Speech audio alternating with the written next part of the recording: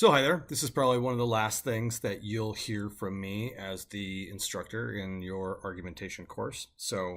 What I want to do is kind of go over the essay portion, the argumentation literacy portion, or as it might be known to you, part two of the final exam. And you should have by this point, before I even recorded this video, I've already done all the grading. I've already uploaded the grades. I've already put the feedback up there. And I know, of course, the thing you're most interested in is your grade, right? Like how many points out of 50 did I get? And that's the next thing you're going to look for is, okay, why did I get the score that I got? Well, what you're going to see is a series of 6 numbers.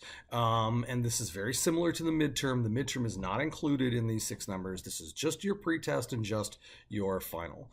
And it kind of works like this. The first number in each of those sequences is the pretest, or excuse me, is description. The second number in each of those sequences is your evaluation. And the third number in each of those sequences is the engagement, right? Remember, this is on a scale of 0 to 5, so it's a 6-point scale. And so you should be able to see in each of these cases kind of your gain over time, right? So this particular example, the student or the test taker in question improved by 2 points, which is a pretty remarkably good improvement, right? On their description. They had improvements on both, right? They went from 111 to 322. This is a really, example of a really, this is a really good improvement. And this is probably an A on the exam, right? And that's a considerable gain across all 3 of those areas. And a score that went from a 3 overall to a 7 overall. This is a I'm pretty impressed with this student's achievement in the class. This is a student that I am assuming, I'd have to go back and look at some of their other grades. I would not be surprised to see this student getting a B or an A in the class, and probably if a B, a high B. So some of you might notice, and not very many of you, but some of you might notice that you don't have 6 numbers in your feedback. You might have 5 or you might have 3. What that means is for some reason or another, you are missing scores. That doesn't really have anything to do with your grade. That's probably already been dealt with. But you, for some reason, maybe didn't save one of your answers or you didn't take the pretest.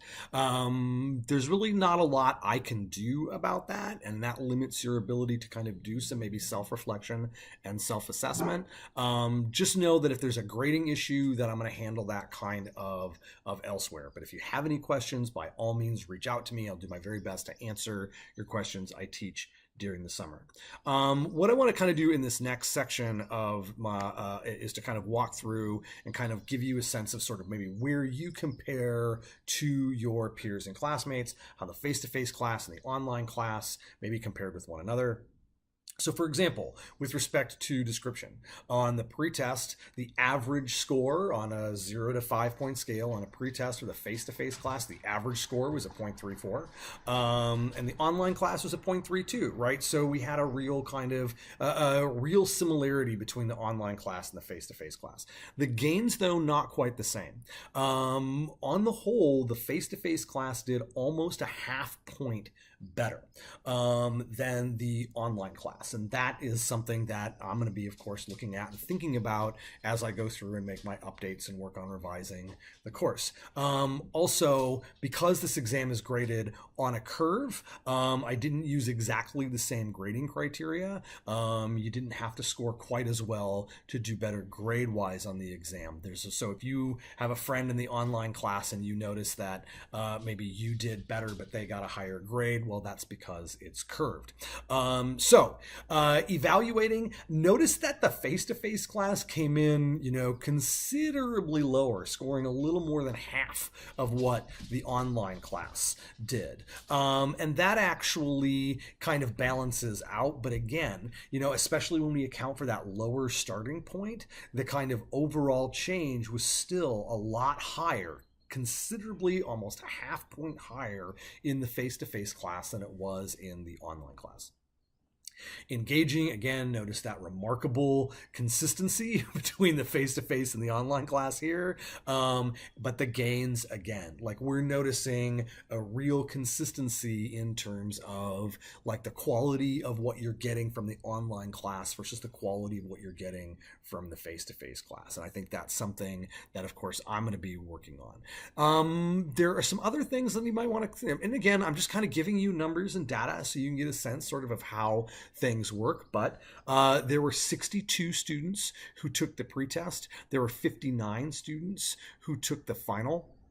Now, there were only 55 students who took both the pretest and the final, right? So 4 of the people who took the final, we didn't have pretest scores. And we lost then of the 59 who took the final, there were 3 people who didn't, make it back, right? So we had some of those issues that came up. But in looking at these 55 students for whom we have good data, a pretest, a midterm, and a final exam, what we find is that of those 55, 46 of you improved. And in most cases, in many cases, those improvements were really, really big.